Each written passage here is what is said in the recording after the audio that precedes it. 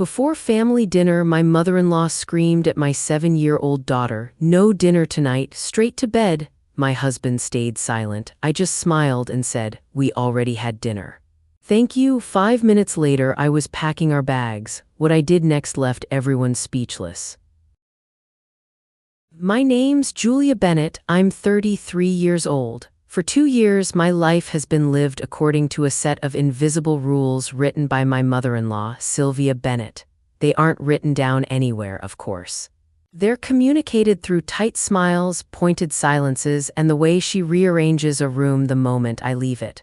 Rule number 1, the laundry machine code is changed weekly. Sylvia, Caleb's mother, texts the new 4-digit PIN to my husband, Caleb Bennett, but never to me.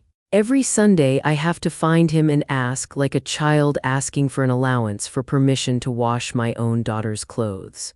He'll tap it into his phone, then read it out to me without looking up, as if he's doing me a favor. It's a small thing, a tiny humiliation, but it's a constant reminder that this is not my home. I am here on a provisional basis. Rule number 2, the kitchen is a police state. I buy the groceries. Every week, I push a cart through the aisles, planning meals, picking out the organic apples my 7-year-old Emma Bennett loves. But when I get home, Sylvia rearranges everything. My healthy snacks are clutter and get shoved to the back of the pantry behind a dusty can of water chestnuts that expired in 2012. Her half-empty jars of ancient condiments, however, are staples that must remain front and center. I once found a bag of almonds I'd bought hidden in the crisper drawer as if they were contraband. Rule number 3. All mail is opened by Sylvia first. She calls it sorting, a helpful gesture to keep the household organized. I call it surveillance. She'll hand me my mail, already slit open at the top, with a comment like, "Oh, another letter from that credit card company. You really should be more careful with your spending, dear." She reads my life in my bills and bank statements, and I can feel her judgment settling over me like a fine layer of dust. And the most important rule, the one that breaks my heart a little every day, is rule number 4. Emma is not allowed to be a child. She can't run in the long, echoing hallway. She can't sing her songs from school at the top of her lungs.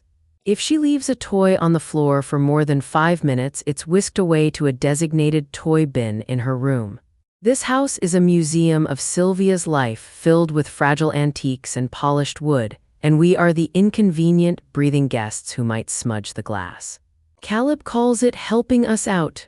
I call it a gilded cage that we are, ironically, paying for. The weight of silence in this house is crushing. The loudest things are the things no one ever says. Caleb's silence, the way he looks away when his mother makes a cutting remark, is the heaviest of all. It's a silence that says, "This is easier than fighting. Your comfort is less important than my peace." We live in 2 rooms in the back of her sprawling, drafty house. It's the old guest wing, which sounds grander than it is. It means we have our own bathroom, but it also means we're isolated, a separate, lesser part of the main house. It's always cold back here. I've learned that the thermostat located in her central hallway is a tool for her comfort, not ours. On winter mornings, I can see my breath. I bought Emma a heated blanket, a soft pink one with unicorns on it. Sylvia saw it one day and called it a fire hazard, her lips pursed in disapproval. I didn't get rid of it. It was a small, silent rebellion. My life as a freelance copywriter is crammed into the margins of this existence. I have a small desk wedged into the corner of our bedroom, right next to the dresser. I write ad copy and website content while listening for the sound of Sylvia's footsteps in the hall, always on edge. When I landed a big client last year, a 6-month retainer that finally gave us some breathing room, I used the first payment to have a massive, dangerous-looking oak branch cut down from over the roof. It had been creaking and groaning in every storm, and I had nightmares of it crashing down on Emma's room. The day the tree surgeons came, Sylvia watched from the window. Later that evening, I heard her on the phone with her sister. "Caleb is being so responsible," she said, her voice filled with pride. "He hired men to take care of that awful tree." She never mentioned me. When the water heater sputtered and died a few months later, sending icy water through our guest wing shower, I was the one who dipped into my savings to replace it. It cost nearly $2,000. After it was installed, Sylvia complained for a week that the low hum of the new, efficient unit was too loud and disturbed her afternoon naps. Caleb just shrugged. "You know how she is," he'd said, as if her comfort was an unchangeable law of nature. He keeps saying we're almost back on our feet, that his new business venture just needs a little more time to take off. It's been the same story for 24 months. He sees his mother's control as generosity, a helping hand that's saving us from the world. I see it as a debt I'm not allowed to repay, only accrue, a suffocating blanket of obligation that he has mistaken for warmth. Dinner is at 6 o'clock sharp. Tonight it's pot roast. I know because I bought the chuck roast yesterday along with the carrots and potatoes. Sylvia cooked it, of course. Cooking in her kitchen is a privilege, not a shared chore.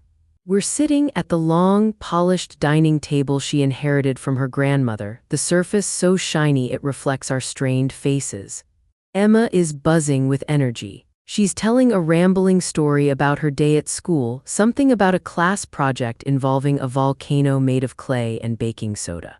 Her voice is a little too loud, a little too excited for this quiet, orderly room. In a gesture of pure, 7-year-old enthusiasm, she throws her hands out to demonstrate the volcanic explosion. Her elbow connects with her glass of milk. Time seems to slow down. I see the glass tip, the white liquid sloshing over the rim, spreading in a pristine, shocking puddle across the dark, gleaming wood. It's a violation. A stain on the perfect museum. Before I can even grab a napkin, before a single word can be spoken, Sylvia stands up. Her chair scrapes against the floor, a harsh, grating sound in the silence. Her face is a mask of cold fury. She doesn't yell. What she does is so much worse. She speaks in a low, chilling voice, each word a perfectly formed shard of ice. "That's it." She looks not at Emma, but at me. "In this house, we do not make messes and we do not interrupt adults. Emma, you are excused. No dinner for you tonight." My head snaps toward Caleb. I'm pleading with my eyes. "Say something, defend your daughter. Be a husband, be a father." He is staring at his plate. He picks up his knife and fork and carefully cuts a piece of pot roast. He doesn't look up. He chews slowly. He says nothing. And in that moment, watching him deliberately choose his meal over his child, I feel something inside me snap. It's not a loud, violent break, but a quiet, final severing of a long, frayed rope that has been holding me in this place for 2 years. I stand up slowly, my own chair making no sound on the thick oriental rug. I reach for Emma's small, sticky hand. She looks up at me, her eyes wide with fear and confusion. I give her a reassuring squeeze. I turn my gaze to Sylvia, keeping my expression perfectly neutral. "Thank you for dinner, Sylvia," I say, my voice even and calm. "We're leaving now." Her eyes widen in genuine shock. This was not in her script. Caleb finally looks up from his plate, a forkful of meat halfway to his mouth, his expression one of pure bewilderment. He doesn't understand what's happening, but I do. I am walking my daughter out of that dining room, out of that house, and I am not looking back. My friend Monica Hart opens her front door before I even finish ringing the bell. She doesn't ask questions. She just sees my face, sees Emma's small hand clutched in mine, and pulls us both into a fierce, encompassing hug. Her house smells like lemon and laundry detergent, the scent of normal life. She has a guest room that's always ready. Not a guest wing, but a real guest room. It's warm and cozy with a fluffy blue comforter on the bed and a lavender-scented candle burning on the nightstand. It feels like a sanctuary. Emma is unnervingly quiet, her little shoulders slumped. As I help her out of her coat, she asks in a tiny voice, "Is Grandma Sylvia still mad at me?" The question lands like a punch to my gut. It's not the spilled milk she's worried about, it's the withdrawal of love, the cold punishment for a simple childhood accident. I tuck her into the big, soft bed and kiss her forehead. "No, sweetie," I lie.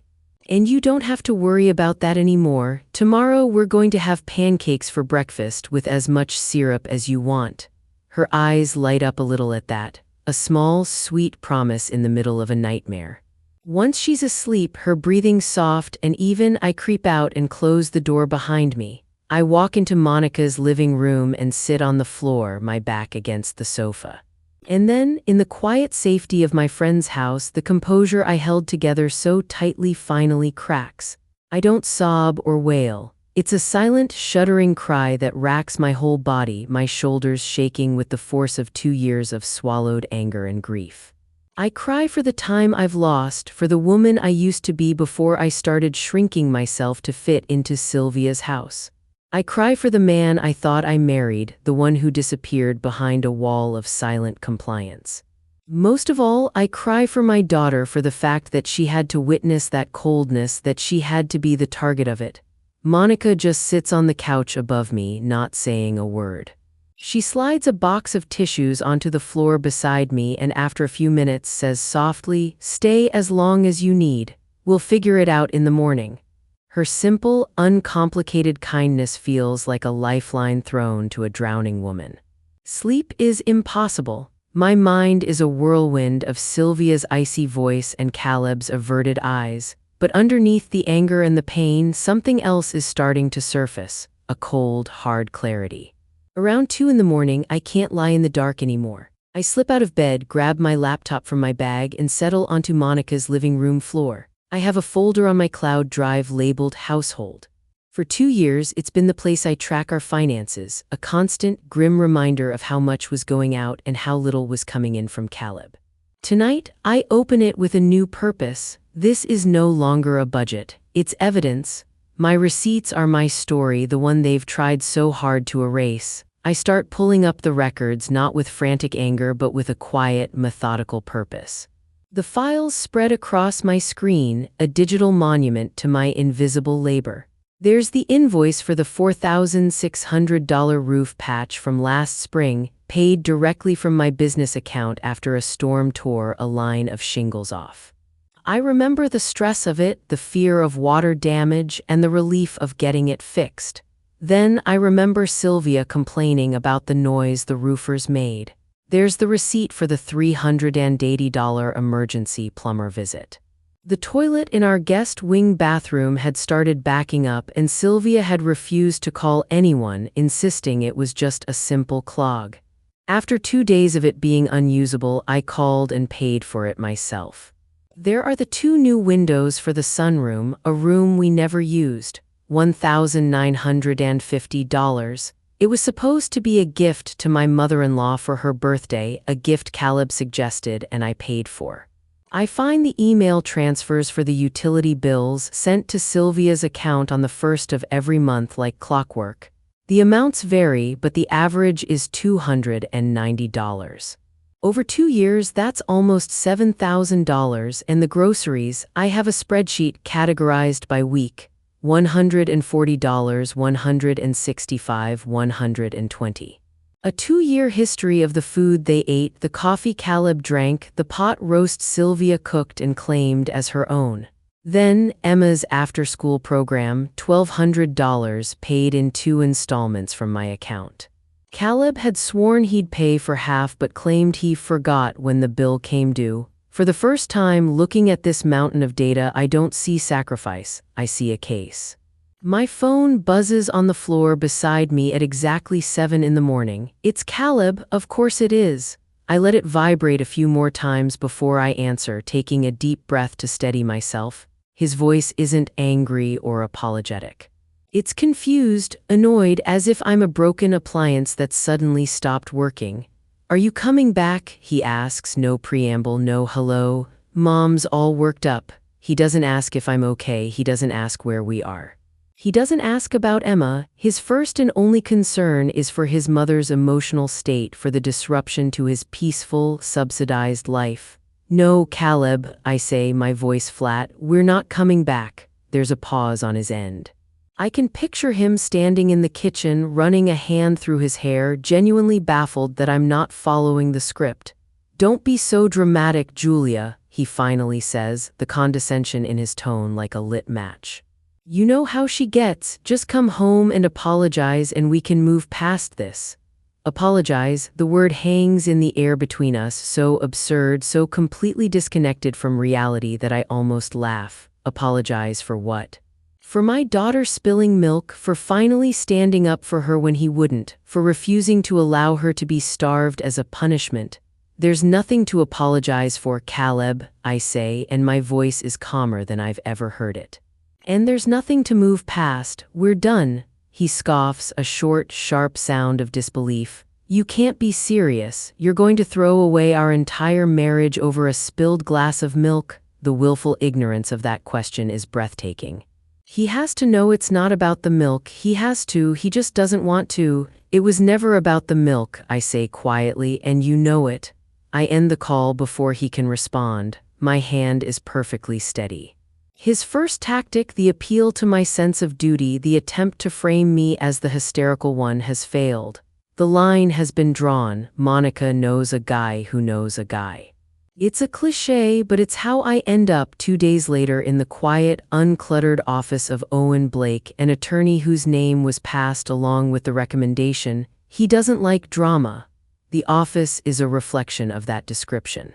The walls are a calm, neutral gray with a single abstract painting. There are no stacks of paper, no overflowing files. Everything is orderly. Owen himself is in his late 40s with kind eyes and a demeanor so calm it feels like a weighted blanket. He doesn't offer me tissues or sympathetic platitudes. He gestures to the chair opposite his desk and asks, "So what can I help you with?" I don't cry. I don't recount the dinner table drama in emotional detail. I simply open my laptop, turn it to face him, and begin. I walk him through the spreadsheets, the scanned receipts, the bank statements, the color-coded categories of my financial life for the past 24 months. I am a freelance copywriter, a professional communicator, and this is the most important presentation of my life. He listens, his hands steepled on his desk. He occasionally nods or makes a short note on a yellow legal pad, but he doesn't interrupt.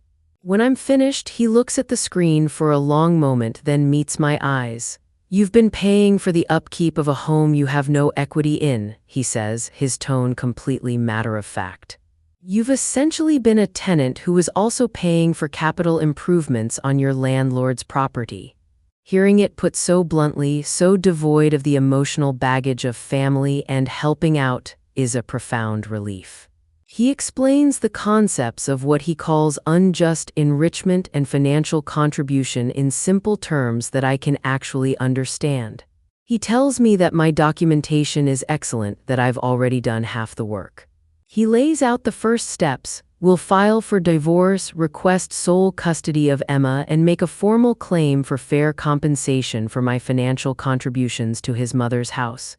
Then he looks at me, his gaze serious.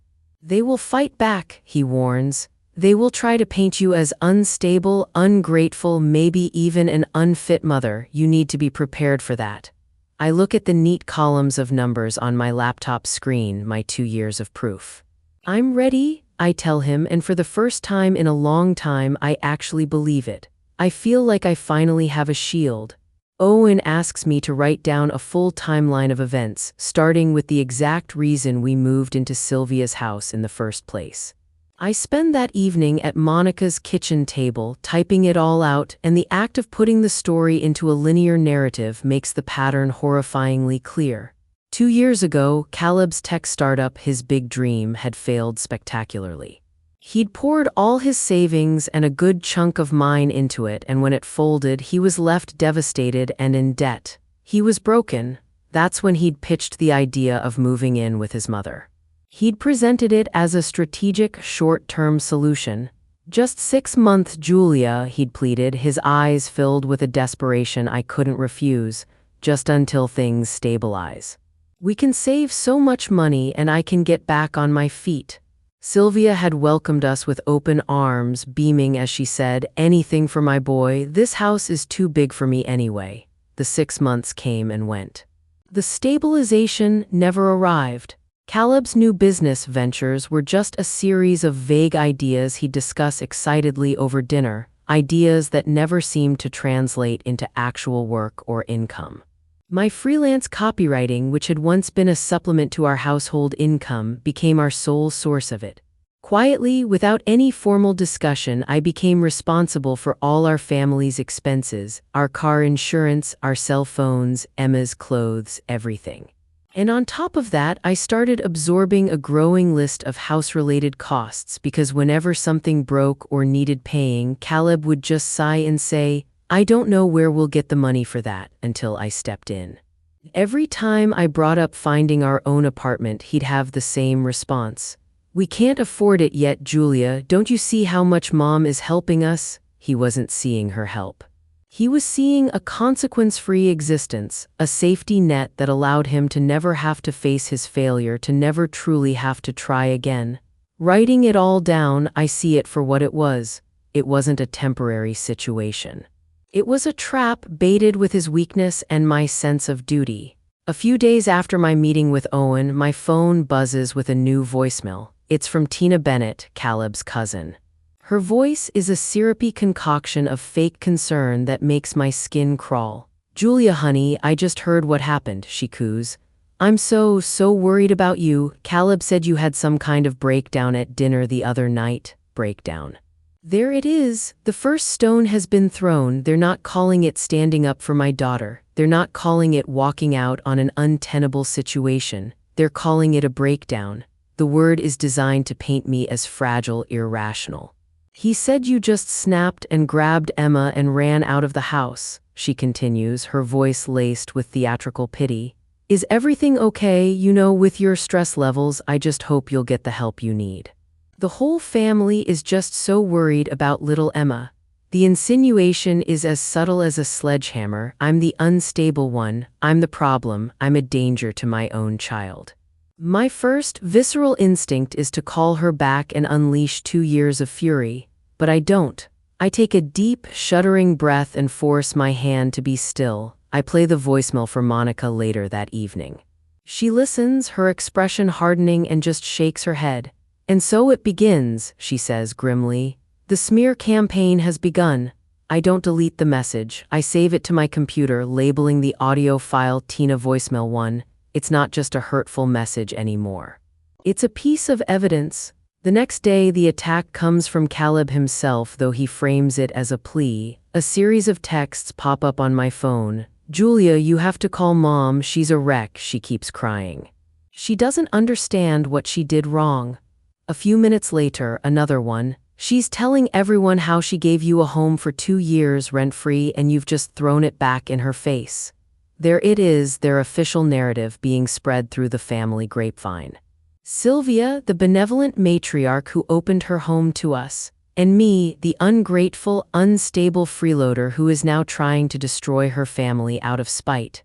They are methodically, deliberately erasing my contributions. The thousands of dollars for the roof, the windows, the utilities, the food, it's all vanished from their version of history. Caleb's final text is the most telling. "Please just call her. We can fix this if you just clear the air." He doesn't seem to grasp that the air is poisoned, that it has been for years. I realize with a sickening certainty that they genuinely believe their own story. They have to. The alternative would be to admit that they exploited me, that they used my income and my labor to sustain their comfortable lives while treating me like a servant. That truth is too ugly for them to face. I take screenshots of all his texts, my fingers tapping methodically on the screen. I email them to myself and save them to the folder I've already created for Owen. I don't reply to Caleb. My silence is my new weapon, a void where my compliance used to be. Every accusation they make is a lie I can disprove with a receipt, and I have all of them. Owen had asked for all financial records from the past 2 years. Not just mine, but any joint accounts or cards we might have had. It's a huge task, but I'm determined to be thorough. I'm digging through a cardboard box of old papers, a box I'd hastily grabbed from the guest wing closet on the night I left. It's mostly junk, old manuals for appliances, expired coupons, Emma's artwork from kindergarten. But at the bottom, there's a dusty stack of bank statements for an old joint checking account Caleb and I rarely used. We'd kept it open for emergencies, but I hadn't looked at the statements in over a year. My first thought is to just shred them, they're a relic from a life that's over. But something makes me pause. Owen said everything. Just to be thorough, I decide to scan them and send him the digital files. Later that night, I'm sitting on Monica's couch scrolling through a PDF from about 18 months ago. It's a slow, tedious process, my eyes glazing over at the list of small debit card purchases and ATM withdrawals. It's mostly noise. Then a single line item leaps out at me from the page. A transfer, it's a big one. $7,800. My breath catches in my throat. The recipient is listed as S. Bennett. Sylvia. My heart starts to pound against my ribs, a frantic, trapped rhythm. I have absolutely no memory of this transfer. I would have remembered moving that much money. I zoom in on the date of the transfer. It was in mid-February, the same week the county property taxes were due. I remember that week perfectly. Sylvia had made a big, theatrical show of being stressed about the bill, sighing heavily at the dinner table and talking about how expensive it was to maintain a big house. Caleb had stepped in like a hero. I remember him telling me, "Don't worry, I'll take care of it, I'll help Mom out." I had been proud of him in that moment. I assumed he was using some money he'd saved from a small side project and that it was a loan to his mother. But this transfer didn't come from his personal account. It came from our joint account, an account I had just deposited a large check into from a client the week before. It was my money. Then another memory surfaces. I had also paid Sylvia for our share of the utilities that same quarter. My fingers fly across the keyboard as I pull up my own bank statements from that month. And there it is, my personal transfer to her for our expenses. The timeline is undeniable, but the worst part, the part that makes me feel physically ill, comes when I do a quick search on the county tax assessor's website. The records are public. I find her property and look up the payment history. The tax bill was paid, all right. It was paid by Sylvia from her own account a full week before Caleb made that $7,800 transfer from our account to hers. He hadn't paid her tax bill. He had just waited until she paid it herself, and then he gave his mother almost $8,000 of my money under the guise of helping her. It wasn't a loan. It wasn't a payment. It was a gift from my bank account that he passed off as his own generosity. The discovery of the transfer makes my stomach churn. This isn't just about being taken for granted. This is a profound, calculated betrayal. It pushes me to do something I've been putting off for months, something I was afraid to look at too closely. I decide to run a full credit report on myself. I sit at Monica's table, my hands shaking slightly as I fill out the secure online forms, answering the oddly personal security questions about old addresses and car loans. I click submit and wait for the report to load, my heart thudding a slow, heavy beat. And there it is. Under the section listing my revolving credit accounts, there's my usual credit card, a small department store card, and another one. A major bank card I don't recognize. My name, Julia Bennett, is listed as the primary cardholder. It was opened 6 months ago. The current balance is $3,400. My blood runs cold. I click for more details to see the transaction history. It's a list of purchases, all from one big box electronics store, a brand new laptop, a top-of-the-line tablet with a keyboard case, a new gaming console. It all clicks into place with a sickening thud.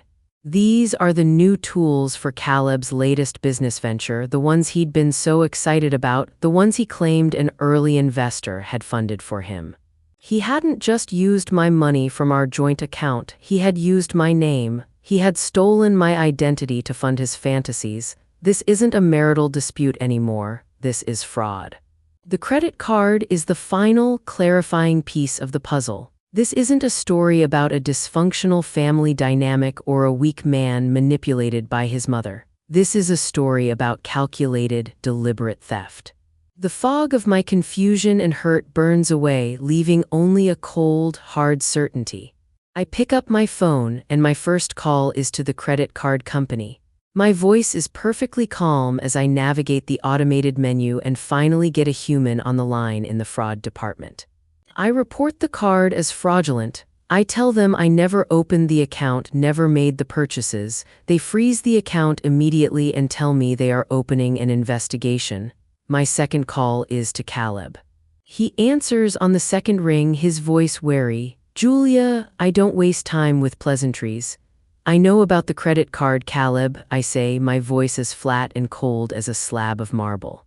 "And I know about the $7,800 transfer." There is a long, heavy silence on the other end of the line. I can hear his sharp intake of breath. He starts to stammer, the sound of a man caught in a lie he never expected to be uncovered. "Julia, it's not what you think," he begins, his voice thin and reedy. "I was going to pay it all back. I was going to surprise you." "Don't," I say, my voice like ice, cutting him off mid-sentence. "Don't you dare lie to me again." "Not about this?" I let the silence stretch for a moment, letting him sit with the exposure. "This is over," I tell him, the words feeling like a final judgment. "Not just us, everything. I'm getting a lawyer." "You'll be hearing from him?" I hang up before he can say another word. I have just walked to the middle of the last bridge connecting me to my old life, and I have lit it on fire. There is no going back. There is only forward through the smoke. The next day, I walk into Owen Blake's office a different woman. I am no longer a hurt wife seeking help. I am a client with a mission. I don't sit down immediately. I walk to his desk, place my laptop on it, and open the files. I lay out the new evidence with cool precision: the bank statement showing the transfer, the public tax record showing Sylvia's prior payment, and the credit report detailing the fraudulent card. Owen looks it all over, his expression calm and unreadable as always, but I see a flicker of something in his eyes, respect maybe. He's impressed by the thoroughness of the documentation. He leans back in his chair. "This changes things, Julia," he says, his voice quiet but firm. "This moves beyond a simple divorce settlement with financial disagreements. This is clear evidence of financial misconduct. The credit card, in particular, is possibly criminal." He explains in simple terms that the fraudulent card is a powerful piece of leverage. The threat of filing a police report and pressing charges for identity theft is significant.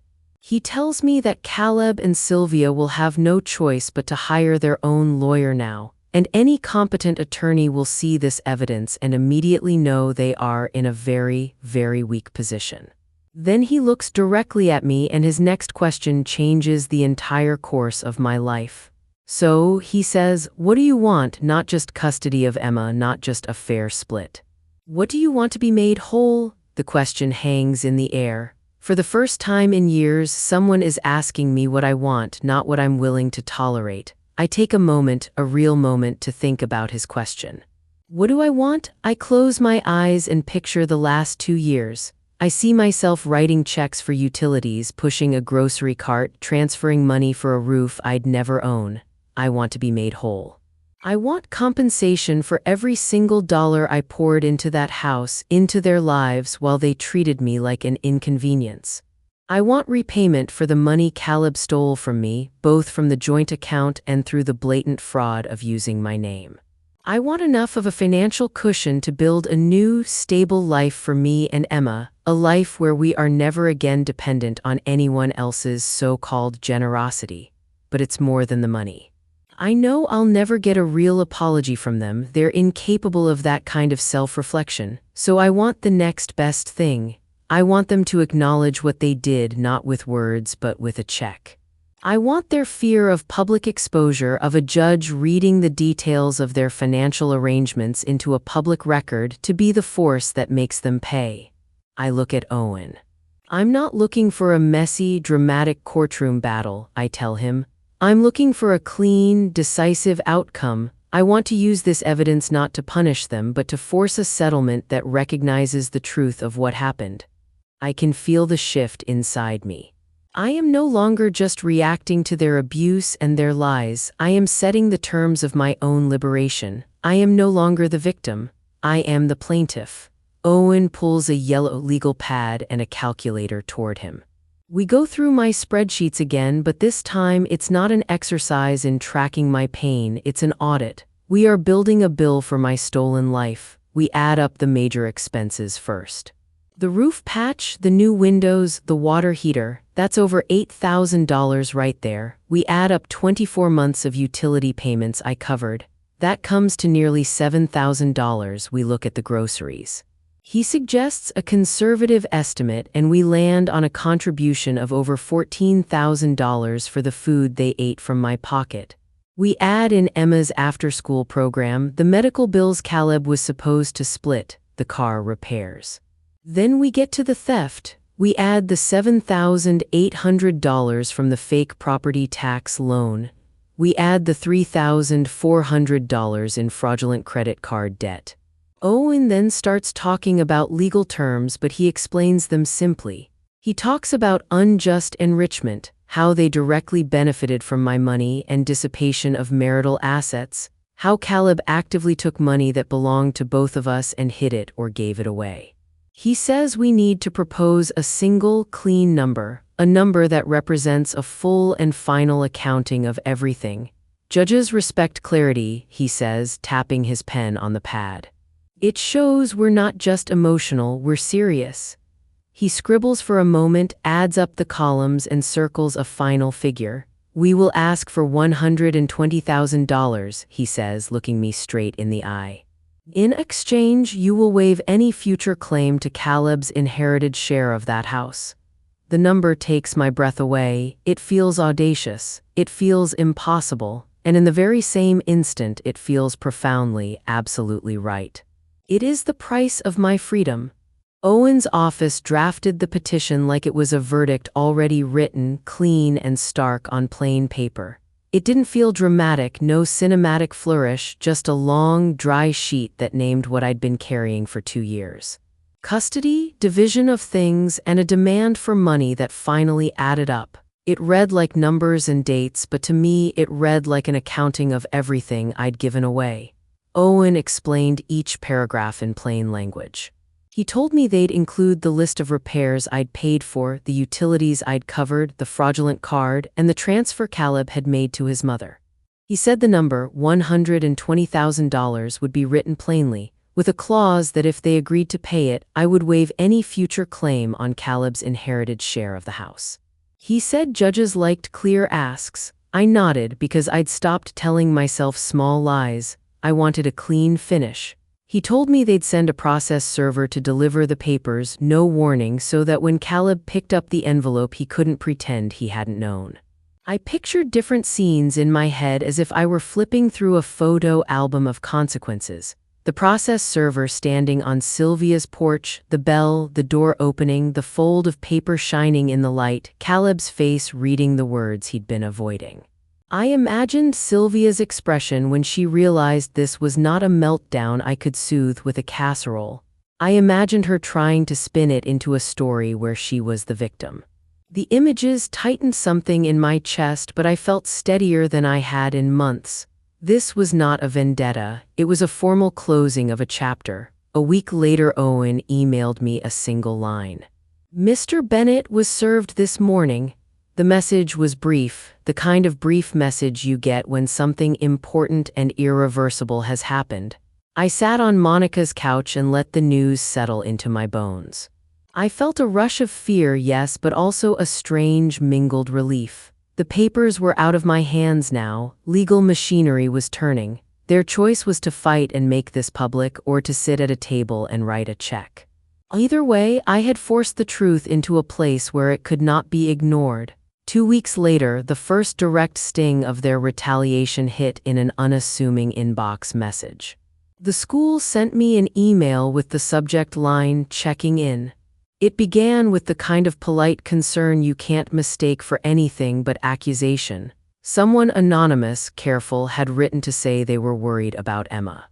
They called me emotionally unstable, suggested I'd had a public breakdown, and implied that my child might be suffering in the middle of a messy domestic situation. The language was clinical, designed to sound caring, but its whole point was to sow doubt about my mental state, my fitness as a parent, my ability to care for my child. My stomach dropped. I read the message again, looking for a thread of kindness or a shred of evidence. There was none, just a litany of insinuations tucked inside phrases that sounded official. The list of concerns was precise enough to be believable to someone who didn't know me. They suggested Emma might be better off with monitored arrangements until things settled. They ended with an invitation for the school to check in more often. Whoever wrote it had thought carefully about how to sound authoritative without showing their face. I could hear Sylvia's voice in the cadence. I could imagine Caleb's practiced concern. The email was a clean, anonymous hit meant to do the most damage with the least exposure. My first reaction was furious and small: call everyone, expose them, scream. But Monica sat with me at her kitchen table while I read it aloud, and she quietly said, "This is meant to rattle you, don't let it." So I didn't lash out. I printed the email, saved PDFs, and put copies in a folder labeled School Incidents. I took screenshots and saved them to the cloud. Evidence, again, my weapon against their whispering campaign. I wrote a short note to the principal affirming our current living arrangement, reminding them of Emma's steady grades and offering references. Then I waited to hear back. The principal's assistant called within 2 days. Mrs. Davis's voice on the phone was careful and kind, but the subtext was clear. The school had to act if a parent's behavior might be affecting a child. I went to the school the next morning feeling like I was walking into an examination room. The office smelled faintly of pencil shavings and disinfectant.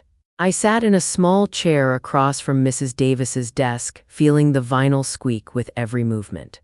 She explained that any report had to be investigated and that they'd received a well-written, anonymous note. She said they were obligated to follow up. I stayed calm. For a moment, I thought about telling them every detail: how Sylvia had starved my child at the table, how I'd been the one buying groceries and fixing broken things, how the roof patch was paid from my account. But I didn't need to relive it. Instead, I gave them what they needed: proof that Emma was thriving. I handed over Emma's most recent report card, which was full of bright comments about her participation and kindness. I gave them a copy of a thank you note from Emma's teacher, Miss Albright, who'd praised my work organizing a class book drive. I offered Monica's contact as someone who could vouch for our stability, and I told Mrs. Davis we were in the middle of a legal matter regarding residence and finances. She listened closely, nodded, and took notes. I watched her face soften as she read the teacher's praise. She said school policy required them to document the concern and check in periodically, but she also said she appreciated my transparency. "We only want what's best for Emma," she said, and I believed her. The meeting didn't feel like an interrogation by the end. It felt bureaucratic and sad. The school had to protect children, and the cheapest way to get attention when you're angry is to tell a school it's an emergency. I left with a sense of relief, but also a new awareness. Their war would not be limited to the courtroom. They were trying to win hearts and quietly poison opinions.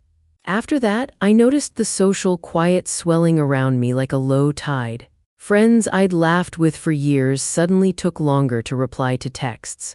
A neighbor who used to stop and chat about Emma's picky eating habits gave me a quick, distant smile. I saw a post from one of Caleb's aunts about the importance of family and standing by our own, and it had the passive-aggressive feel of a shout from a sealed room. People don't have to accuse you publicly to participate in a smear. They can simply step aside and make you feel alone. The silence tasted like betrayal. It made the apartment at Monica's feel like a temporary shelter instead of a refuge. Monica's living room, once safe, started to feel like a glass box where everyone was watching for me to make a mistake.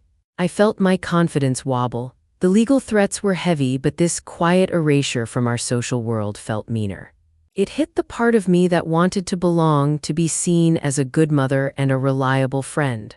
I wondered, briefly and dangerously, if I'd misjudged everything, if maybe the simpler path would be to agree to a lowball settlement to make the noise stop. Then I opened the folder on my laptop one more time. The numbers stared back at me: receipts for the roof, invoices for windows, months of utility transfers. There was the bank transfer to Sylvia, time-stamped and cold on a PDF. There was the credit report showing the card in my name. I had voices saved, Tina's voicemail, the anonymous email, the texts from Caleb asking me to call his mother. Proof after proof, each a small nail hammered into the coffin of their story. The silence they'd created couldn't drown out the loud, undeniable truth I held in files and receipts and timestamps. That truth was mine, and it had weight. So I leaned into that weight. The quiet around me didn't feel like victory for them anymore. It felt like a challenge I had answered with documentation. They could whisper and avoid and post veiled moralizing lines about loyalty, but they couldn't erase the receipts. They couldn't make the credit card disappear from my credit report or the $7,800 transfer vanish from a bank statement. The facts were immovable, and with them I could stand without shouting. The wall of silence was their tactic. My response was simple: keep saving, keep documenting, and don't, under any circumstances, let their quiet become my surrender. Owen forwarded me a routine request from the other side, just a list of documents their lawyer wanted. I opened it while Emma was at school, with a mug of coffee cooling on the kitchen counter and Monica's radio playing quietly in the next room. It was technical at first: bank records, receipts, correspondence. I skimmed the top, thinking about the next stack of papers I still had to scan and email to Owen, when my eyes caught a line farther down the chain. Greg Paulson had accidentally included the earlier messages in the forward. Not just his own note, but the whole thread, messages between him, Sylvia, and Caleb. My breath hitched. The living room felt suddenly smaller, the lamp's light too bright. I scrolled down like you do when you expect to find nothing more than more legal formality. Instead, I found Sylvia's long, indignant message that read like a sermon. She called my demands outrageous and wrote about family honor as if that could erase bills. Under that, Caleb's reply blinked back at me, dated the day before. The subject line was ordinary: strategy for school. My fingers hovered over the trackpad, and then, because I couldn't help myself, I opened it. Caleb had written in a plain, practical tone that made my stomach drop. He wasn't flinching, he was plotting. My mother thinks we should send another email to the school, maybe mention Julia's anxiety issues more directly.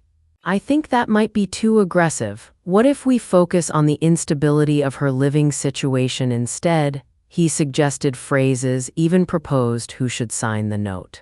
He closed with, if we make it sound like everyone is just so worried for Emma, the school will look into it and that will give us leverage. We have to be careful, but we have to be firm. I sat with the cursor blinking at the top of the screen and felt the room tilt. For 2 years, I'd held onto a secret, soft hope that Caleb was trapped in his mother's orbit, that he was a man who meant well but was weak. Maybe I'd let him be weak because I couldn't face the alternative. That he was choosing this life. Now the email made it plain that he wasn't a victim of Sylvia's pressure. He was an accomplice. He was editing the script, fine-tuning the parts designed to hurt me. The cold in my chest turned sharper. I read the message again, searching for a softer line, a pause, anything that might explain it away. There was none. My hands started to shake a little. I felt sick and furious and small all at once.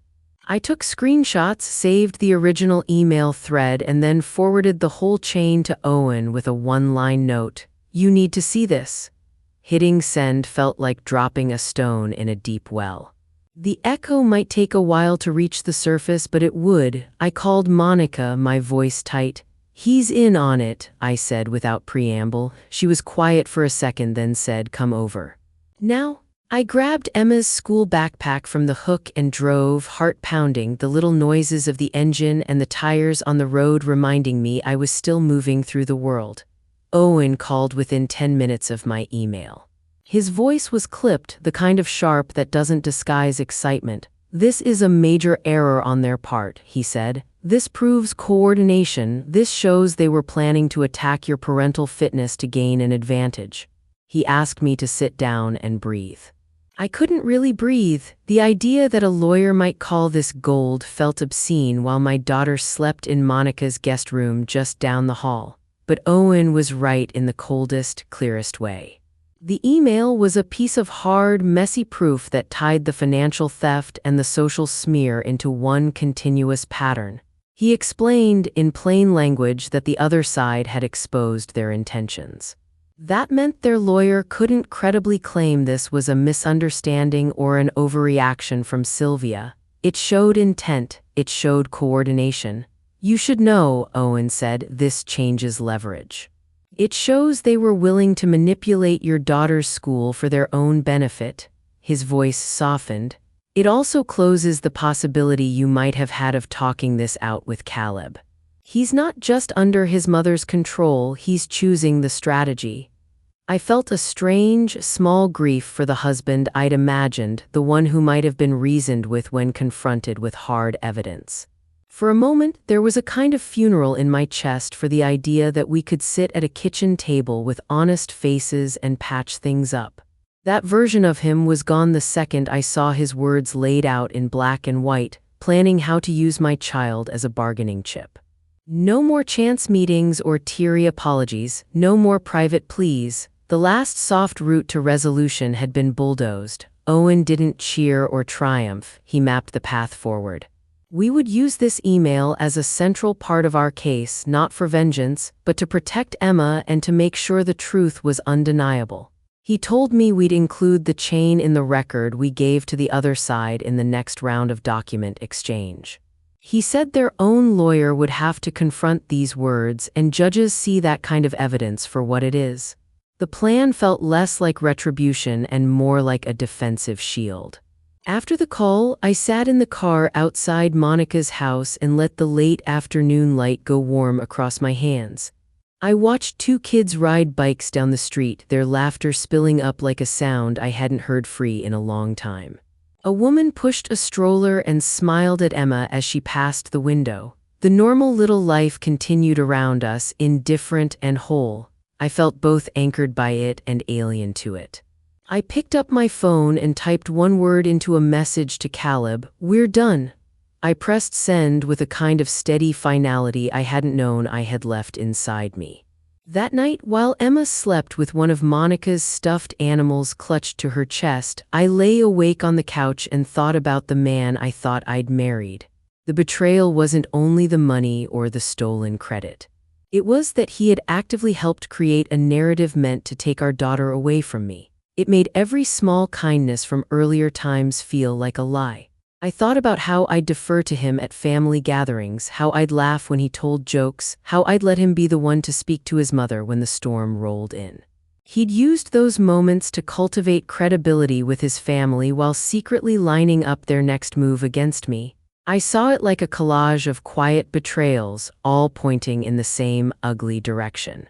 I forwarded the thread to Owen with the one-line explanation and went to bed with the wet weight of it in my chest. The next morning, Emma crawled into my lap as if nothing had changed, smudged with sleeping drool and asking for honey on her toast. She trusted me as a small child trusts their parent, without calculation, without reservation. The contrast between her simple faith and the cold calculations of the adults around us made my resolve crystallize. I would not let them make my daughter into a pawn.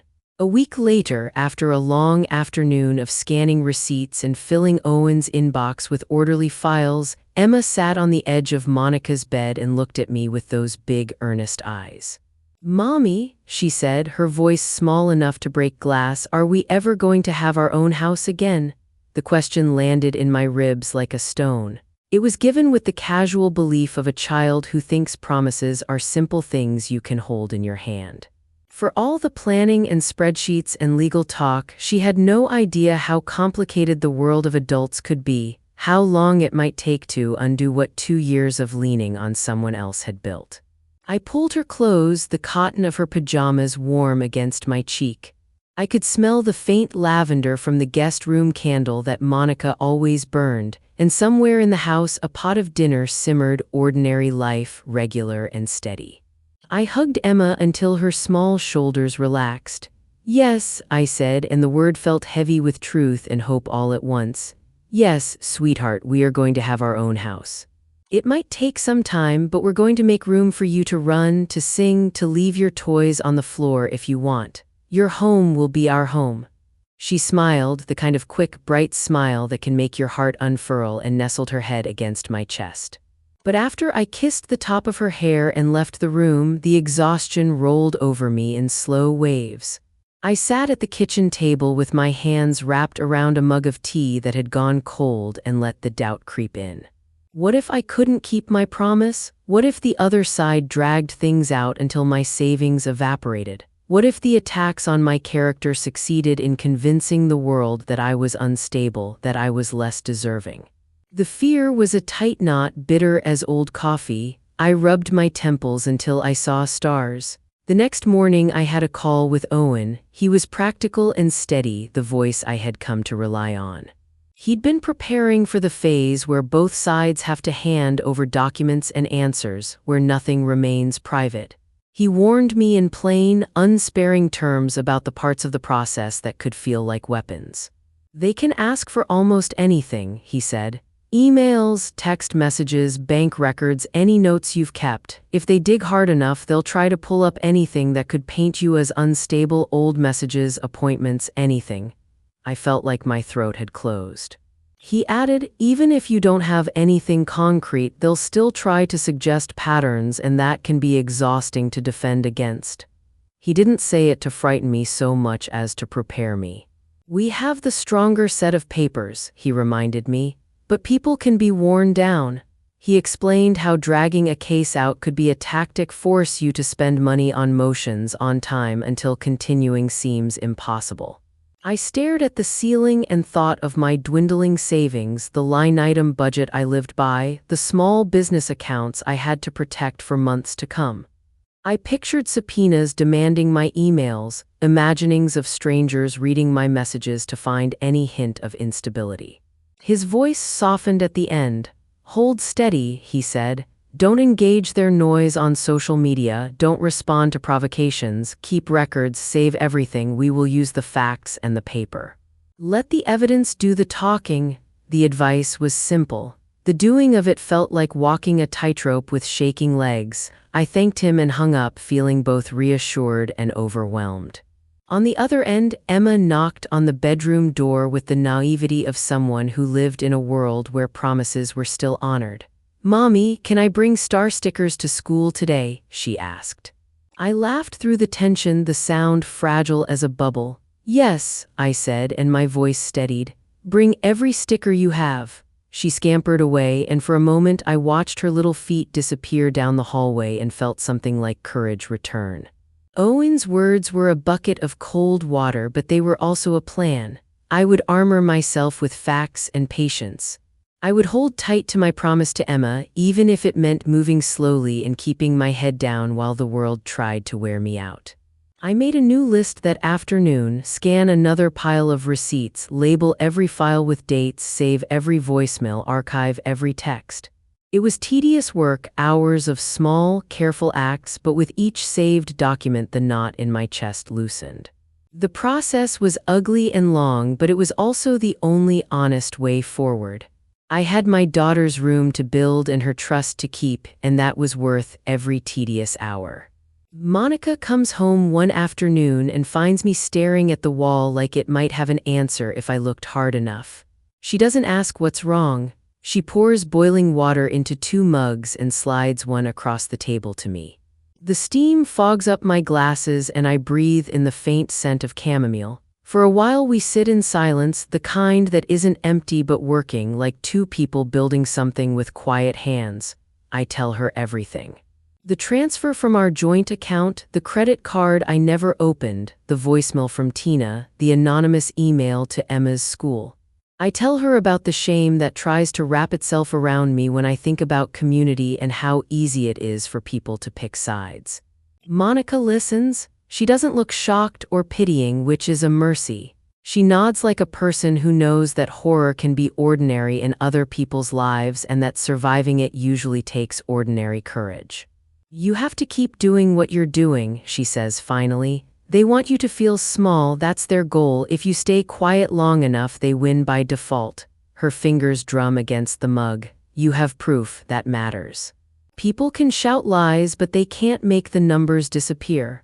It's a small, blunt truth and it steadies me. I feel the urge to roar, to push back with everything I have, but Monica's voice brings me back. Not louder, she says, voice low, just firmer. Keep your receipts, save every voicemail, don't post anything that can be twisted, let the papers speak. So I do the boring, grueling work. I scan another stack of receipts until my eyes sting. I label each file with dates and brief notes, like putting together a book that tells the story of the last 2 years of unpaid labor. I make sure every email thread is archived, every bank transfer saved as a PDF. It is the kind of tedious activity that feels almost holy to me now. Each file is a little anchor. Each anchor pulls me closer to the promise I made Emma that night, our own house, a room where she can leave toys on the floor and not be shamed for it. In the middle of all that scanning, Owen calls. He's been quiet in the way lawyers are when they're thinking in terms I barely want to imagine. He tells me in plain language that he's going to push them to hand over more documents. He says he's going to attach the fraudulent credit card statement and the email in which Caleb talks about targeting the school. He says putting those things in front of a judge is often enough to make people reconsider creating a public mess. It's leverage, he says, it's what makes them worry about what comes out if this goes to court. He asks me to stay steady, to keep doing the paperwork, to avoid social media arguments. I tell him I will. Mostly I say it because it keeps me moving. Then Owen calls again and tells me Greg Paulson, their lawyer, has phoned wanting to talk settlement. He sounds surprised in a calm way, like he expected resistance and instead got a call. He arranges a conference call, me, him, Greg, and Caleb. Sylvia won't be on the line, too hot to risk, but I can feel her like a shadow in the room when I walk into Owen's small conference room. The carpet smells faintly of office cleaners and the table is cool under my palms. My heart thuds loud enough that I can feel it in my teeth. Owen starts the call by laying out our position simply. The receipts, the bank transfers, the credit card report, the emails. He says we want custody and the one clear number we've worked toward, and that we're prepared to move forward if they refuse. For a beat, I can almost hear the other side press their lips together in the silence that comes before a bargain. Greg Paulson speaks first. His voice is smooth and practiced. For the sake of the child, he says, my clients would like to offer $20,000 and an agreement to reasonable visitation while matters are settled. It's the same lowball tactic I'd expected. I feel something like laughter rising, sharp and bitter, because they think the last 2 years of my money and labor and the theft of my name can be waved off with a check that barely buys a used car. Owen lets the offer sit there for a moment, the air between us humming with it. He looks over at me. There's a tiny, almost imperceptible nod. It's the signal we practice in our heads: breathe, be steady, speak only the facts.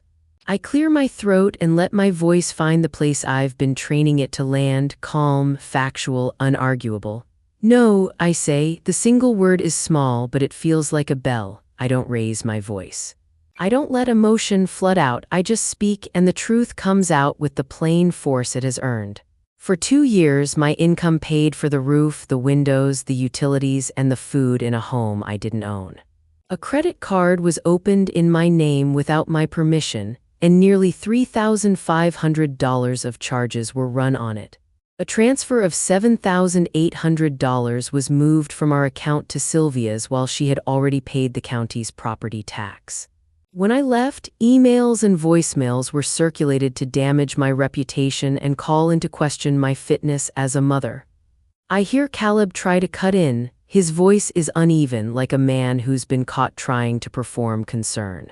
He starts to stammer a denial, a weak attempt to rewrite his own words. I speak over him, not with anger but with the authority of someone who's done the math and will not be detoured. $120,000, I say. That is the number. That is the full accounting of the money I contributed, the debts that were fraudulently charged in my name, and the costs we expect to secure Emma's future. I will waive any claim to Caleb's inherited share of the house if these terms are met. My custody timeline and terms remain as filed. Those conditions are not negotiable. It is a blunt moment. I feel eyes on me, Owen's steady gaze, Caleb's face flushing. On their end, I can hear the muffled shuffle of papers and unintelligible hiss of words, and then, for a moment, silence. It's the silence that hangs heavy before a verdict. The room in my chest tightens and then loosens. I can feel a small, electric easing down my spine. We had prepared for this. The evidence had been laid out carefully to make this exact kind of clean demand possible. There was a dignity in the clarity of that number. Judges respond to clarity, Owen had said. People do too, sometimes. Greg asks for a moment to confer. They put the call on hold. Owen folds his hands, the practiced calm of a man who's seen this dance before. I breathe and my pulse slows. For a few minutes we sit with the slight noise of the office, another conference room door opening, the faint hum of a copier down the hall. It feels like waiting for a test result. The silence is not empty, it's full of possibility. When they come back, Greg's voice is tight. My clients have agreed to your terms, he says. The words land like a small, stunned bell. For a second, I expect some final twist, an added clause, a petty demand, but his voice is curt and businesslike. He tells us they will have the settlement drafted and sent to Owen by the end of the day. I don't cheer, I don't leap up. I breathe and let the relief flow through me like warm water. It's not that I didn't want to fight. I did, in the quiet way that holds a child's safety above everything. But the fight had never really been about humiliation or spectacle. It was about making sure the truth mattered enough that my daughter could have a normal life. I say, thank you, quietly, because sometimes the simplest words are the truest. Owen types a note to their counsel, confirming timelines and the exchange of the draft agreement. We end the call and I sit at the table for a long minute, feeling like I'm unwrapping something gentle and long-awaited. 2 weeks later, a subject line in my inbox reads, Funds received. Owen's email is spare. He knows how to be efficient. My fingers tremble as I click the bank link and log in. There it is. A wire transfer, the number staring back at me in a way that makes the air in the room feel different. $120,000. It is not a windfall, it's a return, a correction. The numbers on my screen are a translation of the 2 years of invisible labor and the theft of my name. They're also the key to making good on the promise I'd made to Emma.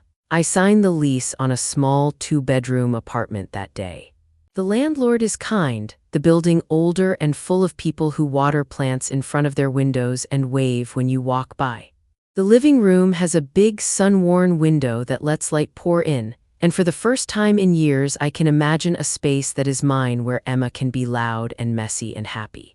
I call Owen from the moving truck, his voice congratulating me in the plain way he always does, like he's glad the facts did their work.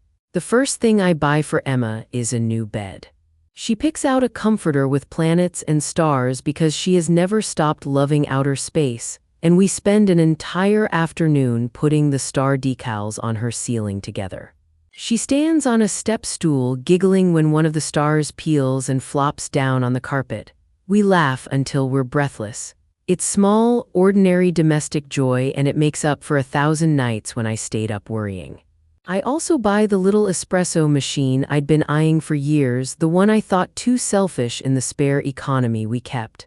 I make my first real cappuccino and it tastes like a luxury I had never allowed myself.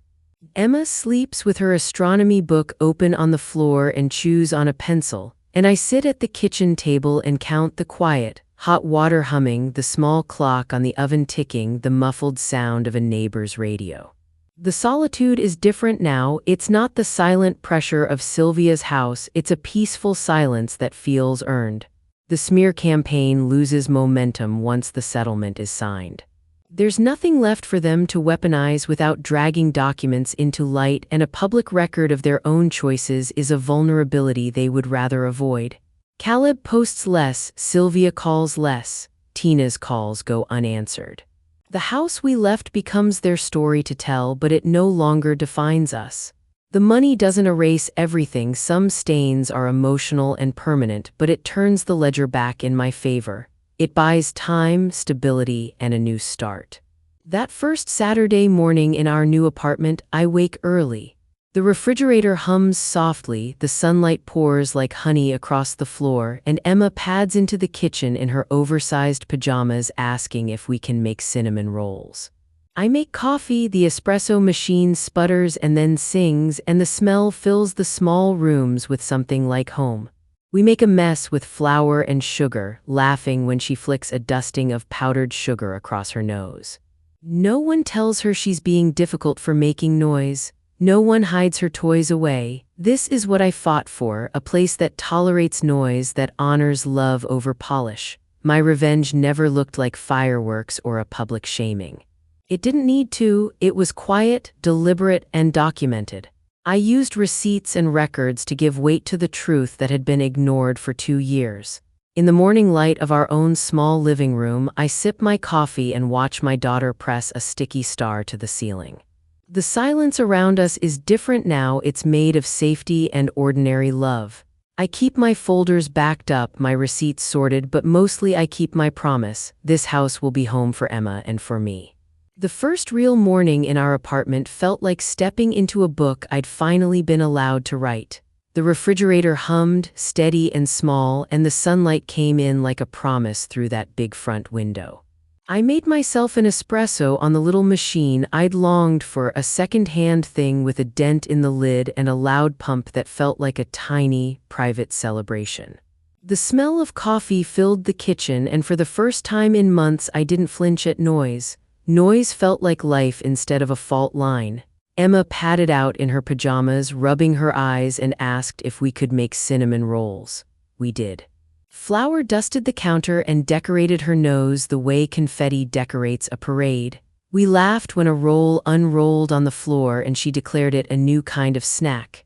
There was no clipped tone from across the table. No one told her to be quiet or to fold her little hands. Her laughter filled the rooms and stayed there, not swallowed by disapproval. When she climbed onto a step stool to stick more star decals on her ceiling, I stood back and watched the light catch the edges of those tiny plastic suns. The wall that used to be a map of other people's rules became our sky. I thought about the piles of receipts stored in my cloud, how each one had been a low, steady drumbeat of the work that bought us this morning. The money didn't erase the pain, but it bought us a place where I could be an ordinary parent. Messy, patient, ridiculous, kind. The silence here is different. It's not heavy with judgment. It's soft and wide and full of ordinary sounds. A spoon clinking, a page turning, 2 people humming off-key while they put a puzzle together. That quiet is mine to fill. My revenge was never about making them suffer in public. It was about building a life that protected my daughter and let her be a child. When she falls asleep with a book on her chest and star stickers above her head, I sit at the kitchen table, sip my coffee, and let that peaceful silence wash over me. It's enough. If this story mattered to you, share it in the comments below. If you've ever had to stand up for what you were worth, tell your story. I read every comment. Don't forget to subscribe for more true, quietly powerful stories like this one.